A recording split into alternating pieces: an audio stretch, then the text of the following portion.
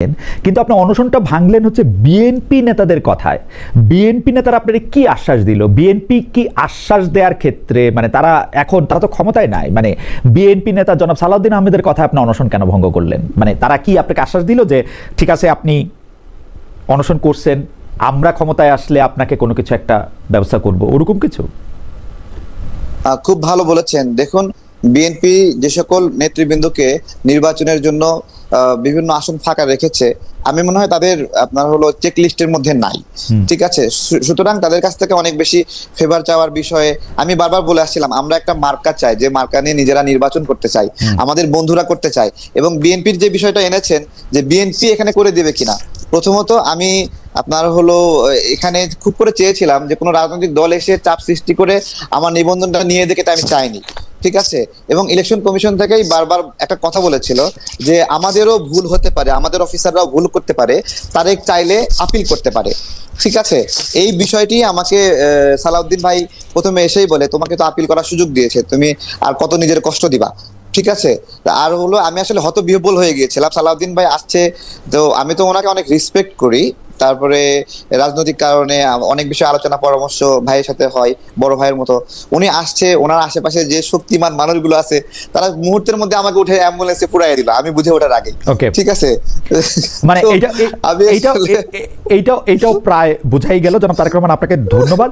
আমি আপনার কাছে আবার আসবো এবং আমি একটু অ্যাডভোকেট রাজ্জাকের কাছে জানতে চাইবো। অ্যাডভোকেট রাজ্জাক, আমি দুই একটা জিনিসের মানে মূল প্রশ্নে যাওয়ার আগে আমি এই বিষয়ের দুই একটা জিনিসের জন্য আপনার সাহায্য চাই। একটা কথা হচ্ছে যে আপনি কি মনে করেন জনাব তারেক রহমান নিবন্ধন পাওয়ার জন্য যে শর্তগুলি ছিল সেই শর্তগুলি পূরণ করেছেন, তারপরেও তাকে নির্বাচন করতে দেওয়া হয় নাই,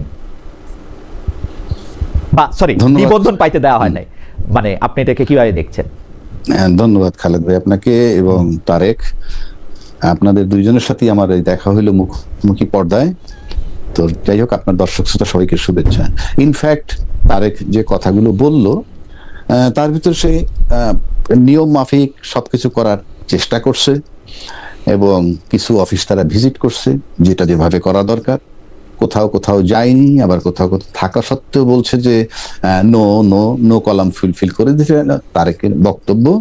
এবং তারেকের বক্তব্যে একটা জিনিস একেবারে পরিষ্কার, যে সে দৃঢ়চিত্তে কিন্তু বলতে পারেনি যে I have fulfilled all the requirement.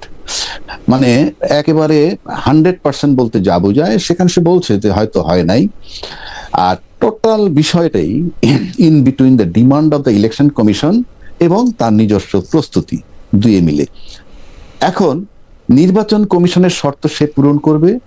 আর যদি এমন বিধান আছে না, নর্মাল কোর্সে যেটা হয়, কারণ আমি তারেকের এই বিষয়টা বেশ অনেকদিন ধরেই শুনতেছি, তার এই নিবন্ধন সংক্রান্ত, সেক্ষেত্রে যদি ধরেন কিছু ফুলফিল না করে থাকে, তাহলে তাকে টাইম টু টাইম বলা উচিত ছিল যে তোমার এই রিকোয়ারমেন্টটা ফুলফিল হয় নাই, তো তুমি এটা করো। তারপরে সেগুলা বলা উচিত ছিল বা বলে সাধারণত। এখন প্রশ্ন হচ্ছে, তারপরে যদি না দিয়ে থাকে এবং যদি in accordance with the demand or rules অনুযায়ী যদি কিছু বাকি থাকে যেটা শর্ত পূরণ না করলে দিবে না, সেক্ষেত্রে নির্বাচন কমিশন তাকে অফিসিয়ালি জানাইছে কিনা আমি জানি না, না জানায় থাকলে জানানো উচিত ছিল যে এই এই এই এই শর্তে একটা নিবন্ধন হয় এবং তার ভিতরে এটা গ্যাপ আছে, সুতরাং তুমি এটা পাচ্ছ না।